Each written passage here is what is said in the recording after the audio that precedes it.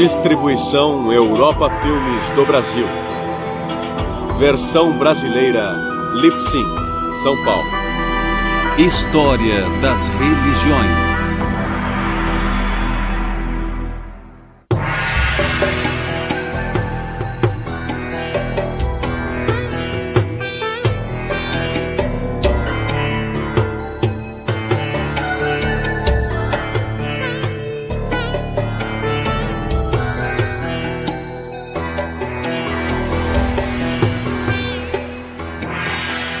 Hinduísmo.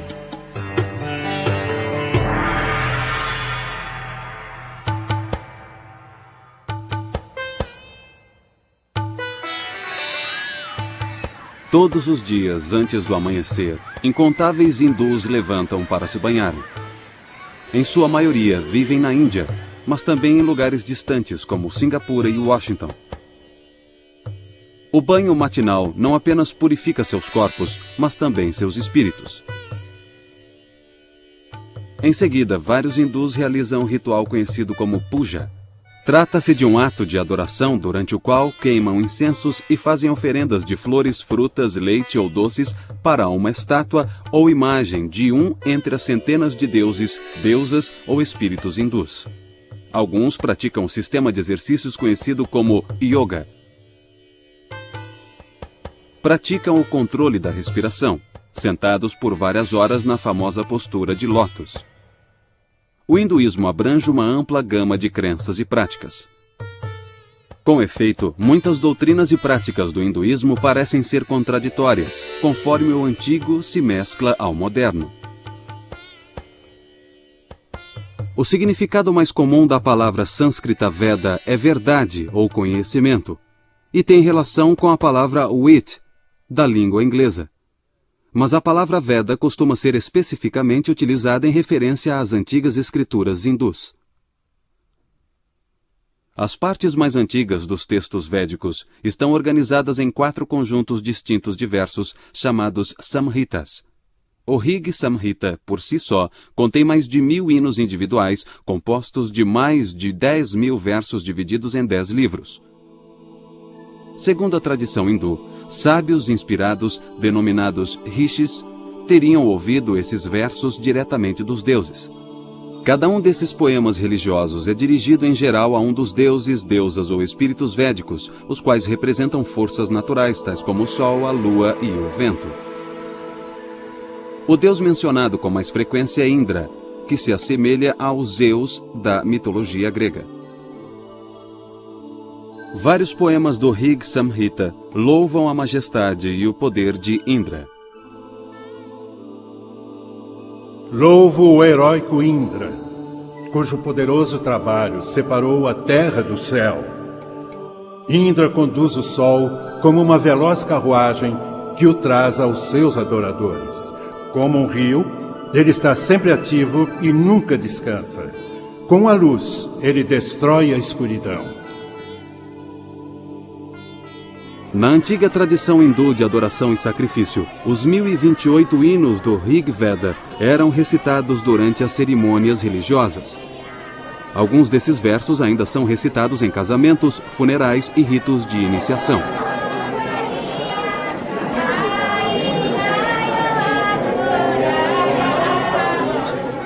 Os simples atos de recitá-los é sagrado, assim como o som produzido.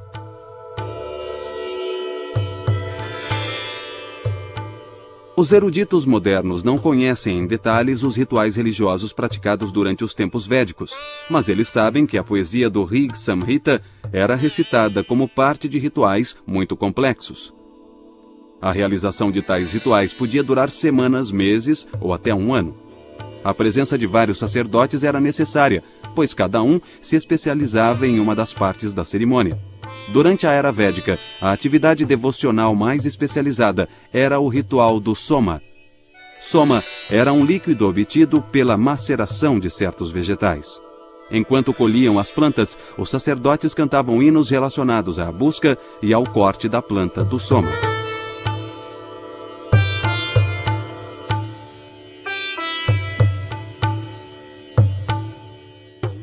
Os brahmanas, compostos aproximadamente entre 1800 a.C., adotam um tom insistente ao defender tanto a importância dos rituais quanto o costume de presentear os sacerdotes que os realizam.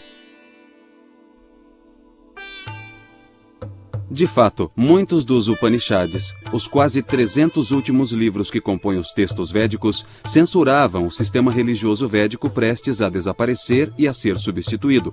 Com efeito, os primeiros textos védicos não mencionam as crenças e as práticas que os contemporâneos costumam associar ao hinduísmo. Os Samhitas indicam que os antigos indianos comiam carne de vaca. Mas ao longo dos séculos, a vaca tornou-se um animal sagrado, um símbolo da fertilidade da terra. Comer sua carne tornou-se um pecado. Os primeiros Vedas descrevem uma vida após a morte. Posteriormente, os Upanishads introduziram uma ideia diferente, a reencarnação. Os hindus passaram a acreditar que as almas não iluminadas estão presas a um ciclo contínuo de morte e renascimento. Moksha, a liberdade do doloroso ciclo de morte e renascimento, tornou-se a meta dos que se dedicam à meditação e à autodisciplina. É provável que as crenças e práticas védicas tinham sido ofuscadas por revoltas religiosas contra a dominação dos sacerdotes e seus rituais rebuscados.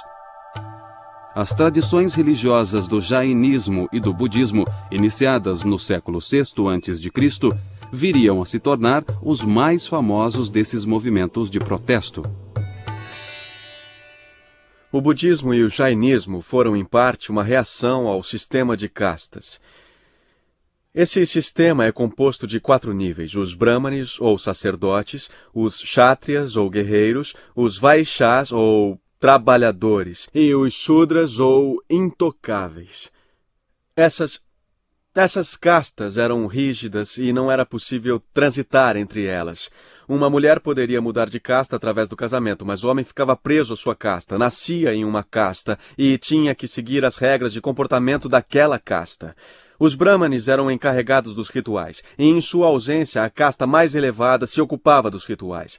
A obsessão por rituais marginalizou grandes setores da população, alienou-os totalmente de qualquer crença espiritual ou religiosa, pois não podiam tomar parte desses rituais.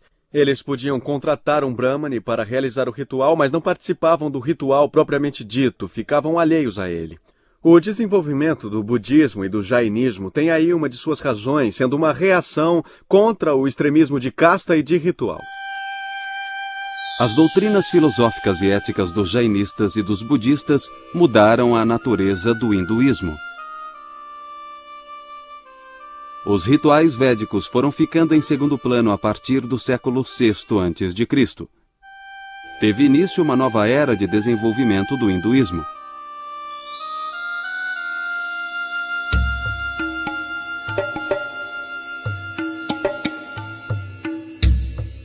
Em 326 a.C., as tropas de Alexandre Magno cruzaram o rio Indo, situado no noroeste da Índia. Na época, a iminência do ataque parecia evidente e os dirigentes de vários territórios indianos haviam se associado. Isto criou o que viria a ser chamado o Império dos Maurya. Os soldados de Alexandre, porém, se recusaram a ir além do rio Indo. Mas a política indiana já havia mudado. Em cerca de 250 a.C., Ashoka tornou-se imperador da dinastia dos Maurya. Expandiu o império por meio de violentas guerras de conquista, durante as quais centenas de milhares de pessoas morreram. Farto do derramamento de sangue, Ashoka voltou-se para a fé budista em busca de consolação. Ele influenciou profundamente a vida religiosa indiana devido ao apoio oferecido aos budistas. O apoio real ao budismo e ao jainismo continuou ao longo de um milênio, o que explica, em parte, a ausência de monumentos religiosos hinduístas antes do século IX da era cristã. Embora poucos edifícios religiosos hindus tenham sobrevivido, as bibliotecas mostram que o hinduísmo estava reagindo aos desafios colocados por budistas e jainistas, porém de forma mais intelectual do que material. A resposta hindu assumiu duas formas. Primeiro, os hindus reestruturaram seus sistemas filosófico e teológico. Aprofundaram ideias budistas e jainistas ou criaram argumentos contra elas. Por exemplo, os hindus aceitaram a crença em reencarnações. Adotaram outros conceitos como o karma, que é a soma das influências negativas e positivas geradas por boas e más ações. Os hindus também abraçaram a ideia de que o karma pode ter um impacto que se propaga ao longo de várias encarnações, mas rejeitaram a noção de que Buda tivesse aprendido o caminho para a salvação. O segundo tipo de resposta hindu foi a ênfase à adoração de divindades pessoais. Os deuses que se tornaram objeto de adoração não eram os mesmos encontrados nos textos védicos. Vishnu, Shiva, Krishna e Rama ganharam destaque, ao passo que Indra e os outros declinaram. Os Upanishads continham algumas indicações das respostas da filosofia hindu ao budismo e ao jainismo. Por exemplo, o Taittiriya Upanishad começa com várias afirmações que são citações quase exatas de tratados budistas. Entretanto, em sua continuação, o Taittiriya Upanishad conclui que existe um verdadeiro ser interior, o que os budistas negam. Os filósofos e teólogos hindus começaram a sistematizar ideias que não haviam sido plenamente desenvolvidas nos Upanishads. No fim do século VIII e início do século IX d.C., um filósofo talentoso chamado Shankara viria a se tornar o mais célebre expoente da posição que veio a ser conhecida como Advaita Vedanta. Advaita significa literalmente não dual. O Advaita Vedanta afirma, portanto, que a realidade suprema, ou Brahma, e o ser individual, ou Atman, são um só. Shankara afirmou que os deuses são formas interiores de Brahma e que as pessoas não se prejudicavam adorando um deus pessoal. O próprio Shankara era adorador de Shiva. Shankara acreditava que, no fim, cada um deveria ultrapassar essa dependência das deidades individuais. Disse que cada um de nós viria a compreender que os diversos deuses são reflexos imperfeitos do que ele chamava de Brahma sem atributos. O Advaita Vedanta de Shankaracharya é uma posição muito forte na Índia. A questão é, por que é uma posição tão forte? Os românticos alemães do século XIX e, particularmente, Schopenhauer, se interessaram muito pelo Advaita Vedanta. Por quê? Porque é não dual. E isso era bem diferente das tradições que os românticos alemães viam penetrar na Europa desde o tempo de Cristo. Então, em vez de olhar para o similar às suas próprias tradições, posições dualistas, eles dirigiram seu olhar para o não dualismo. Embora essa posição seja certamente interessante e atualmente seja adotada por muitos hindus, sendo também aquela que as pessoas costumam assimilar ao hinduísmo, nem todos os hindus acreditam nela. Existem posições duais, posições dualistas, posições Dvaita, nas quais Atman e Brahma são vistos como separados, distintos, como dois.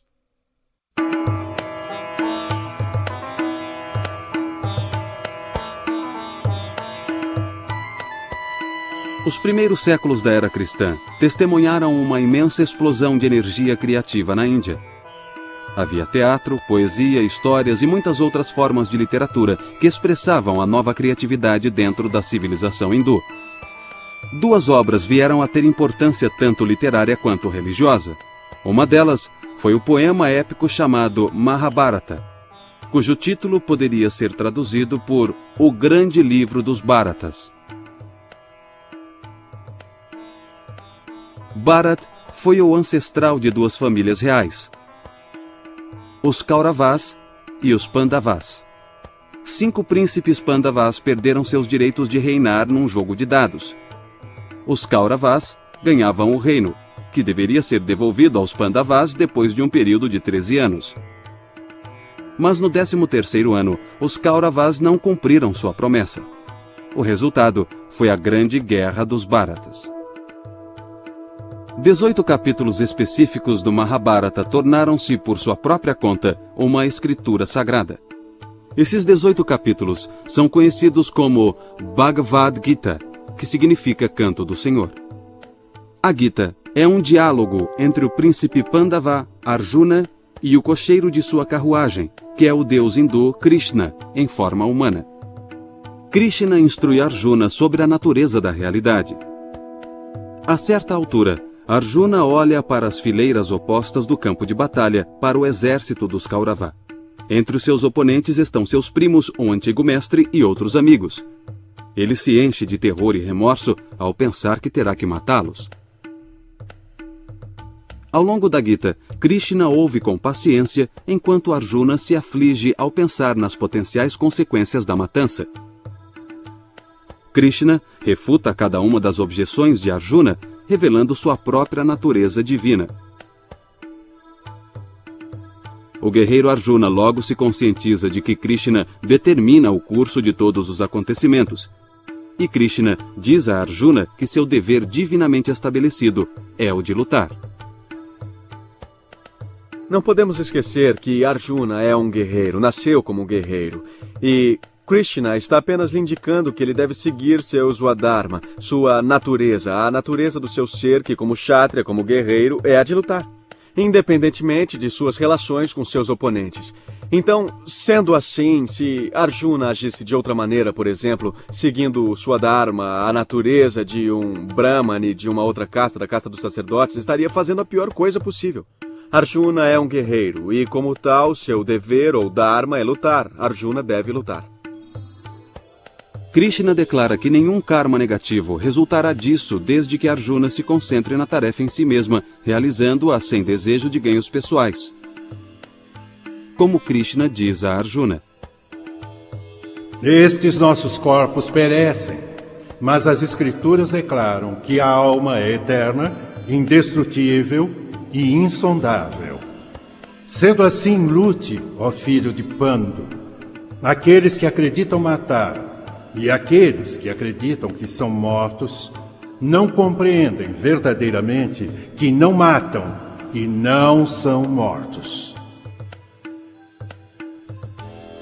A civilização hindu tem uma longa história. Seus membros mais instruídos e cultos têm uma tendência a preservar formas mais antigas de sua cultura. Eles aceitam novas formas como se fossem meras extensões do sistema anterior. Novas formas e novas ideias apenas adicionam mais camadas de cultura, coexistindo com crenças e costumes mais antigos.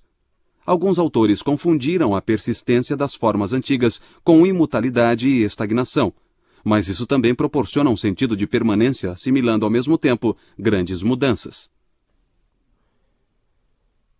A religião hindu não tem um fundador específico.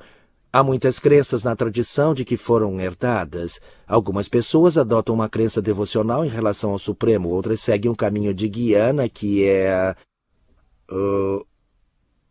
o caminho do conhecimento e do reconhecimento. Existem várias abordagens. Existe o Karma Yoga, que é o caminho do serviço desinteressado, e assim por diante. Praticamente qualquer tradição ou crença que é seguida tem algum paralelo dentro da tradição hindu.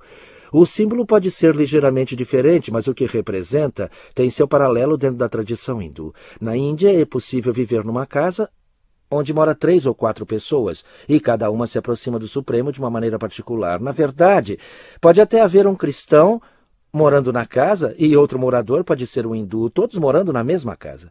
E todos têm respeito um pelos outros. Porque o fundamento do hinduísmo é um mesmo ser se manifestando de diversas maneiras.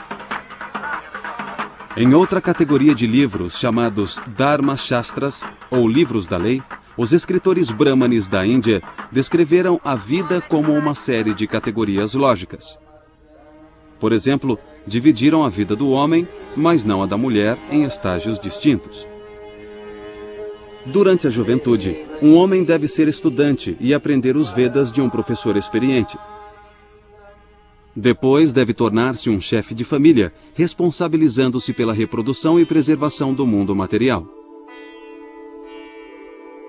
Um homem que avança em idade deve ir se afastando das coisas do mundo. Se por um lado as leis de Manu preconizam o celibato dos jovens, um outro texto hindu dos primeiros séculos da era cristã, o Kama Sutra, instrui quanto às várias maneiras que o homem e a mulher maduros podem utilizar para usufruir dos prazeres do amor. O Kama Sutra tornou-se um manual sexual famoso ou infame. O Kama Sutra descreve em linguagem parcialmente metafórica um impressionante número de técnicas de relação sexual. Neste ponto parece haver uma contradição entre o gozo dos prazeres do corpo e o cuidado com a alma. Mas devemos nos lembrar de que os hindus acreditam que diferentes comportamentos são adequados a cada estágio da vida. O estudante deve ser celibatário, e o chefe de família deve se envolver com a paixão sensorial. Esta abordagem parece colocar cada coisa em seu devido lugar. Tal esforço para incluir todas as possibilidades humanas dentro do sistema levou alguns a considerarem o hinduísmo um estilo de vida mais do que como religião, no sentido europeu e americano.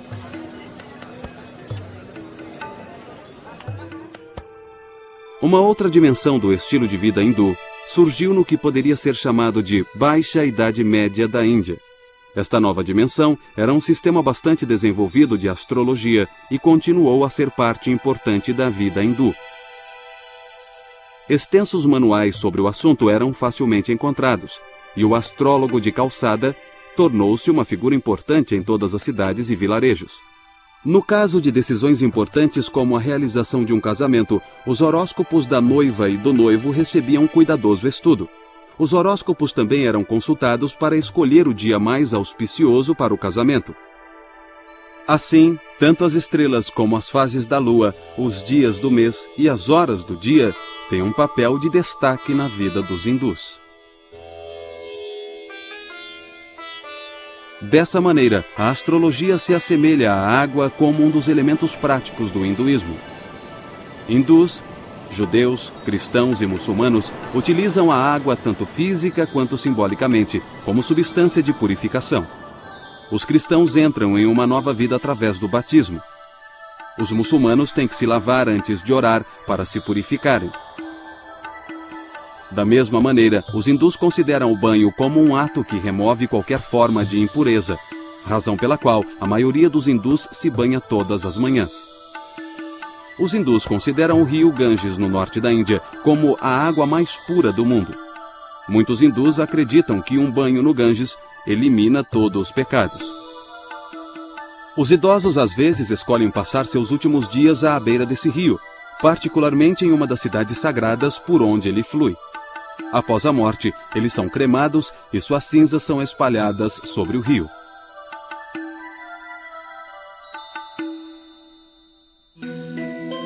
Durante os séculos IV e V d.C., o hinduísmo ressurgiu como religião dominante na Índia depois de superar os desafios colocados pelo budismo e jainismo. Os milhares de templos construídos durante esse período eram apenas os símbolos mais óbvios do renascimento hindu. Ellora, localizada na Índia Central, perto da cidade de Aurangabad, apresenta uma série de grutas que foram ampliadas e decoradas por muitas gerações de escultores de pedra. O mais impressionante monumento de Ellora, contudo, é o templo Kailasana, do século VIII, dedicado a Shiva. Por meio da construção de templos, a iconografia, o simbolismo visual da estatuária religiosa, tornou-se muito importante. Em culturas nas quais poucas pessoas eram capazes de ler, os símbolos conhecidos permitiam que os iletrados compreendessem a mensagem transmitida pelas construções religiosas. Os vários deuses e as histórias dos seus feitos adquiriram uma forma padronizada de apresentação. Shiva, por exemplo, é frequentemente retratado como um dançarino. A ideia religiosa é que a dança de Shiva mantém o universo em movimento. Outra representação de Shiva é a do Mahayogi, o meditador cósmico. Essas imagens apresentam Shiva sentado na postura de lótus, com os olhos apenas entreabertos, focalizando a ponta de seu nariz. Como outros ascetas errantes, Shiva está sentado sobre uma pele animal. Seus cabelos estão enrolados no topo da cabeça e disse que é deles que o Ganges flui. A ideia simbolizada aí é a de que a meditação de Shiva cria e sustenta o universo. As imagens dos deuses hindus são instaladas nos templos e são tratadas como se fossem pessoas. As imagens são adoradas por meio de orações e oferendas de alimentos, além de serem banhadas e vestidas regularmente. Judeus, cristãos e muçulmanos consideram a adoração de imagens como idolatria. Mas os hindus sabem que Deus existe espiritualmente e não pode ser reduzido a uma imagem ou estátua. Embora mostrem grande respeito pelas imagens em si mesmas, os hindus cultuam na realidade o que as imagens representam. Na maneira hindu de ver as coisas, só há um ser que se manifesta de diversas maneiras. As deidades são cristalizações desses princípios. A mesma consciência universal se manifesta em cada deidade, mas é uma das naturezas de Deus ou um dos sabores de Deus que é representado pelas deidades. Por exemplo, o aspecto de Deus que remove os obstáculos é personificado como Ganesha, mas sob o aspecto externo está a mesma consciência onipotente. Quando adoradores hindus se dirigem a um templo particular, realizam os rituais de puja, isto é, a adoração composta por oferecimento de alimentos e orações para a imagem do Deus. Acredita-se que a deidade absorva a essência do alimento e da roupa a ela oferecida. Os adoradores hindus ganham mérito espiritual por meio das oferendas aos deuses. Também ganham reputação de pessoas que oferecem sacrifícios, o que aumenta o seu prestígio dentro da sociedade. Puja no templo, porém, é um evento relativamente raro na vida do hindu comum, que costuma oferecer um puja diário a um pequeno templo dentro de sua própria casa.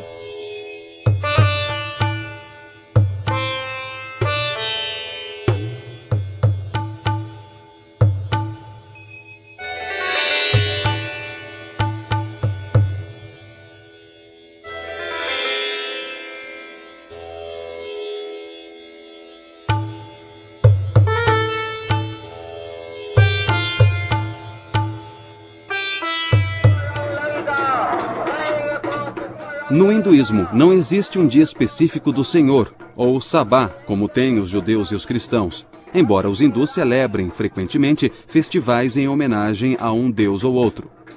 Um dos mais famosos entre esses festivais é o Ram Lila, ou Saga de Rama, que é especialmente popular no norte da Índia. O Ramayana é quase tão popular e influente quanto os Mahabharata e seus capítulos sagrados, a Bhagavad Gita. No Ramayana, o deus Rama assume a forma humana de um príncipe. A história se desenrola em torno do sequestro de Sita, esposa de Rama, pelo demônio chamado Ravana. Rama e seu irmão Lakshmana buscam Sita e seu capturador, e disso decorrem muitas aventuras. Rama faz uma aliança com Hanuman, e finalmente ele e Lakshmana confrontam o demônio na ilha do Sri Lanka. Utilizando o poder divino de Rama e de milhares de macacos do exército de Hanuman, os heróis matam o demônio.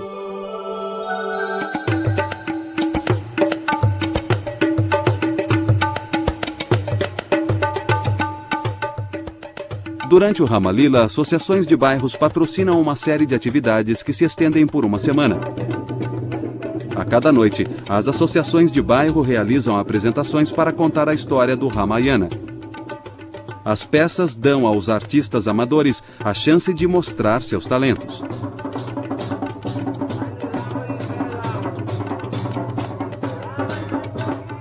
As associações de bairro também constroem um imenso boneco do demônio Ravana em papel machê.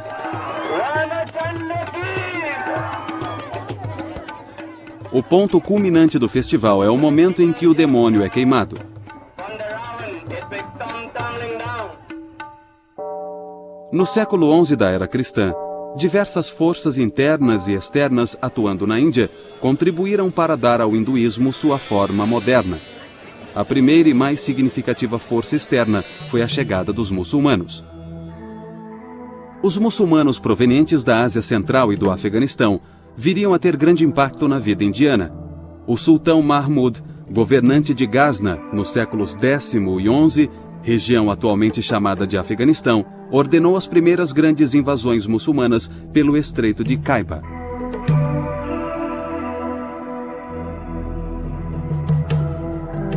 Suas motivações principais eram aparentemente econômicas. Mahmud queria transformar Ghazna, a cidade capital, em uma das maiores cidades do mundo islâmico. Ele tentou atrair para sua corte os mais destacados poetas, figuras literárias e eruditas. Mas isso exigia mais riquezas do que as geradas pelo reino. Mahmud voltou-se então para os templos de sua vizinha, a Índia. Seu patrimônio era abundante em pedras preciosas. Mahmud cobiçou os objetos de ouro e prata que ele via dedicados à idolatria.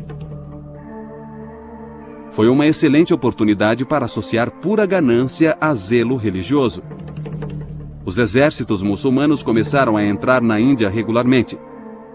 Mahmud de Ghazna foi o primeiro de uma longa série de conquistadores e imigrantes muçulmanos que foram para a Índia a partir da Ásia Central, do Irã e do Afeganistão. Todos foram fazer fortuna na Índia. O Islã tornou-se forte na Índia e influenciou o hinduísmo de duas maneiras. O misticismo islâmico muitas vezes se mesclou ao misticismo hindu e seu monoteísmo acentuou as tendências monoteístas hindus. Por outro lado, a maioria dos hindus rejeitou o Islã. Essa reação negativa fortaleceu suas próprias crenças religiosas hindus.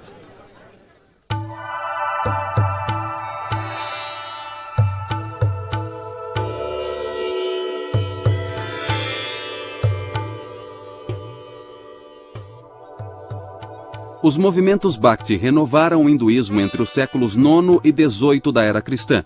Os devotos não estavam interessados nas áridas doutrinas filosóficas dos adeptos do Advaita, que discutiam a realidade última e única do ser. Os Bhaktis, ao contrário, concentravam-se no amor estático por Deus. Abraçaram plenamente os conceitos de sacrifício, entrega e devoção, implícitos na palavra Bhakti.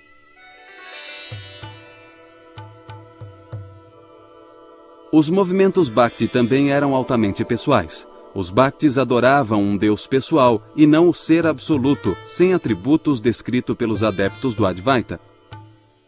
Os crentes imitavam os santos poetas, essenciais para o movimento. As histórias das vidas desses poetas estáticos eram bem conhecidas. Um dos movimentos devocionais que mais se desenvolveu tinha por objeto um ser humano conhecido como Krishna. Acreditava-se que Krishna era uma manifestação do deus Vishnu. Os seguidores de Krishna o reconheciam como divino. Vishnu era apenas mais um de seus nomes. O lugar de Krishna no hinduísmo lembra o de Jesus no cristianismo. Cristo é considerado por seus seguidores como Deus encarnado, enquanto Krishna seria Deus manifesto num corpo. Alguns dos santos poetas eram mulheres, e os movimentos Bhakti costumavam atribuir à mulher um lugar central. Radha, a consorte de Krishna, tornou-se a personagem modelo para seguidores homens e mulheres. A devoção altruísta de Radha e Krishna tornou-se o modelo a ser seguido por todos os devotos de Krishna. Ao longo do século XIX, o hinduísmo gradualmente tomou uma nova consciência de si mesmo. Os hindus começaram a se definir de forma mais precisa, em contraste com outras religiões, tais como o Islã e cristianismo.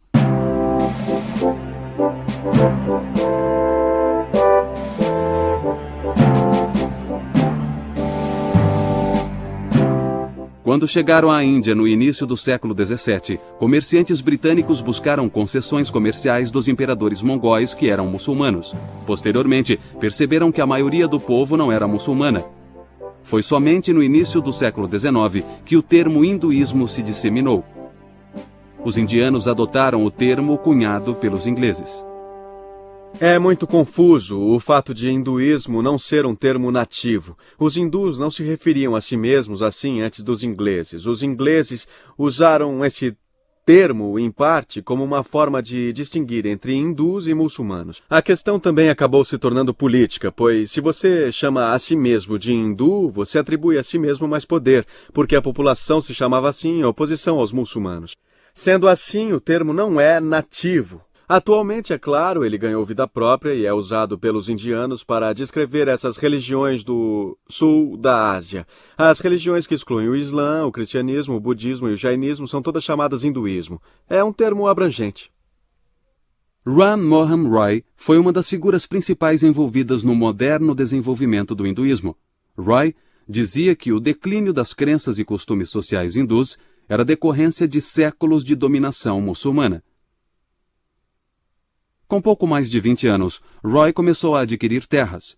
Ele se mudou para Calcutá, a capital da Índia Britânica. Lá começou a emprestar dinheiro aos jovens ingleses que trabalhavam para a Companhia das Índias Orientais. Mais tarde, Roy recebeu um cargo no setor financeiro da companhia e isso lhe deu um acesso ainda maior aos ingleses. Ram Mohan Roy celebrava o governo britânico que, em suas palavras, trazia a benéfica influência de um tratamento benévolo e indulgente.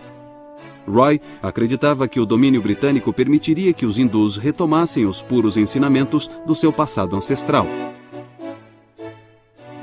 Outra tendência teve início no século XIX, a ligação entre hinduísmo e política indiana. Bal Gangadhar Tilak foi um líder que percebeu rapidamente que o recurso à religião poderia mobilizar as massas hindus. Tilak era um implacável oponente do domínio britânico. Embora fosse instruído em direito, recusou-se a ter qualquer relação com as carreiras disponíveis nas cortes britânicas. Em vez disso, tornou-se editor do jornal denominado Kesari, que era publicado em Marathi, a língua de sua região natal. As ideias defendidas por Tilak o levaram à prisão inúmeras vezes, acusado de incitar oposição aos britânicos e conflitos coletivos. Os ingleses impuseram severa censura aos discursos políticos na Índia. Quando Tilak morreu em 1920, ele era provavelmente o líder mais popular do Partido do Congresso Nacional Indiano. Sua retórica anti-britânica teve consequências duradouras. Mohandas Gandhi nasceu num pequeno vilarejo em Porbandar, no estádio de Gujarat, na costa ocidental da Índia. Seu pai era primeiro-ministro do governo local. A família de Gandhi pertencia à casta Bania, de mercadores hindus. Ao longo dos séculos, eles haviam absorvido profundamente os princípios éticos do jainismo, particularmente os ensinamentos de Ahimsa, ou total não violência. Ahimsa significa a não violência total, ou seja, a não violência em pensamentos, palavras e atos. E essa filosofia de Ahimsa não pode ser realizada plenamente pelos indivíduos ou pessoas comuns. Mas Gandhi tinha a seguinte percepção, como um estudante na escola. Ele ou ela aspira a receber nota 10, mas nem todos os estudantes que frequentam a escola têm nota 10, mas todos esperam alcançá-la. Da mesma maneira, podemos nunca conseguir ser totalmente não violentos na vida, mas devemos continuamente buscar alcançar esse nível à medida das nossas possibilidades. Durante a Primeira Guerra Mundial, Gandhi deu grande apoio à causa britânica. Ele esperava que a cooperação resultasse depois em concessões políticas por parte do Império Britânico.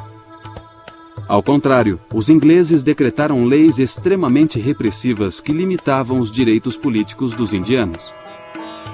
Gandhi tornou-se então um forte oponente ao domínio britânico. Se antes usar elegantes ternos e chapéus confeccionados em Londres, passou a vestir-se com uma simples túnica branca, como as usadas pelos ascetas errantes. Gandhi começou a se dirigir às massas com a linguagem da religião. Ele descrevia sua tática com a expressão satyagraha, uma refinada palavra sânscrita que significa constância na verdade. A verdade significava muito para ele, teve uma importância tremenda para o meu avô em toda a sua vida. Houve uma época em que ele dizia, Deus é verdade. Então, mais tarde, ele percebeu que a verdade é Deus. O que realmente estamos tentando é alcançar essa verdade suprema, e isso é alcançar a Deus, alcançar o pleno estado divino. Ele chamava seu movimento de Satyagraha, que é uma combinação de duas palavras sânscritas. Satya significa verdade e agraha significa busca de. Ele sentia que todos nós, indivíduos, estamos constantemente buscando a verdade e temos que buscá-la sinceramente se buscamos a salvação.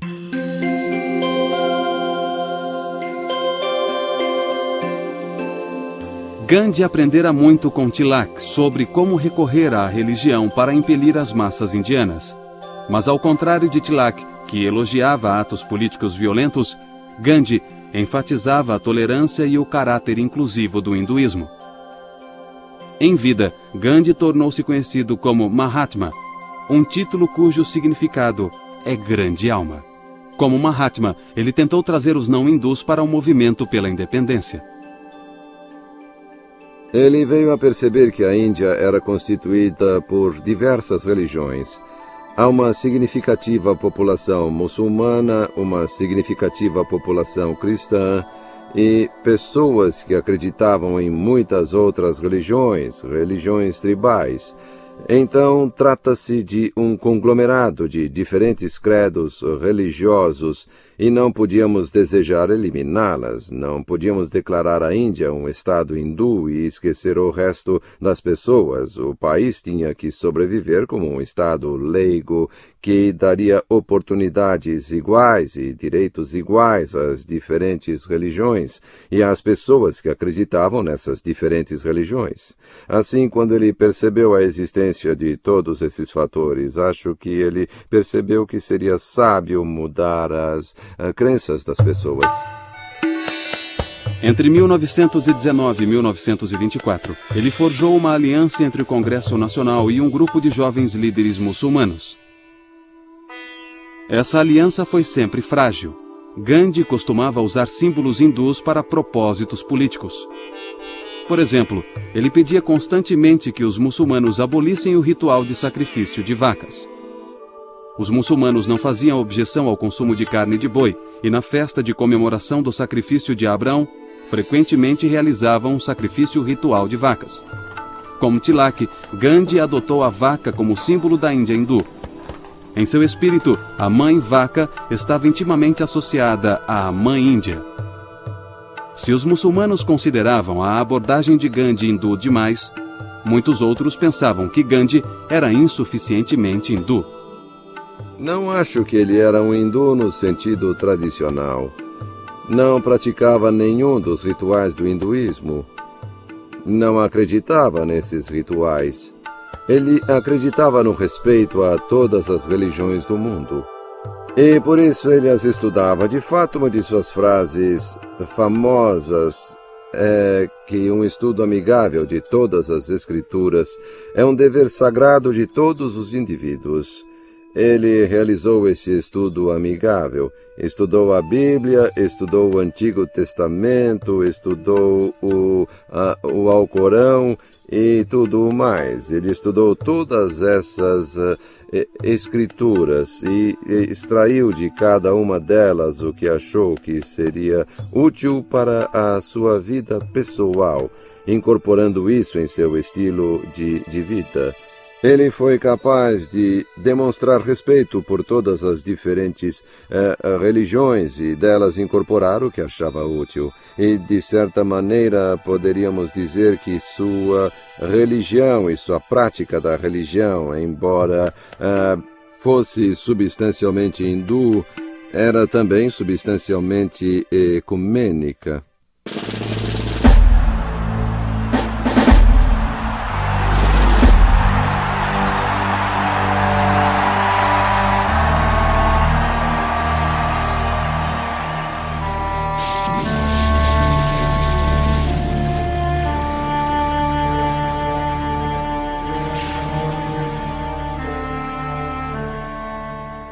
Depois da Segunda Guerra Mundial, a Índia Britânica se dividiu. Um novo país chamado Paquistão era majoritariamente muçulmano e a Índia era majoritariamente hindu. Vários milhões de muçulmanos permaneceram na Índia e Gandhi se empenhou em desfazer a fissura entre muçulmanos e hindus. Muitos começaram a ridicularizá-lo, chamando-o de Mohammed Gandhi. Em 1948, Nathuram Godse aproximou-se de Gandhi quando este se dirigia a uma reunião de orações e nele atirou, matando-o. Como podemos constatar, o debate continua no interior do hinduísmo a respeito da natureza dessa religião. O hinduísmo não é apenas uma crença viva, é também uma crença vívida e uma grande variedade de crenças e práticas coexistem dentro dele. Após quase 40 séculos de existência, o hinduísmo continua em formação. Nenhuma versão exclusiva foi capaz de determinar as doutrinas hindus e seus valores. Talvez o fato mais notável seja a sobrevivência e a adaptação de uma tradição religiosa por um período tão longo. O hinduísmo é uma das mais antigas religiões do mundo. Apesar dos impactos e tensões pelos quais passou, aproximadamente 1 bilhão de indivíduos, de uma forma ou de outra, identificam-se como hindus.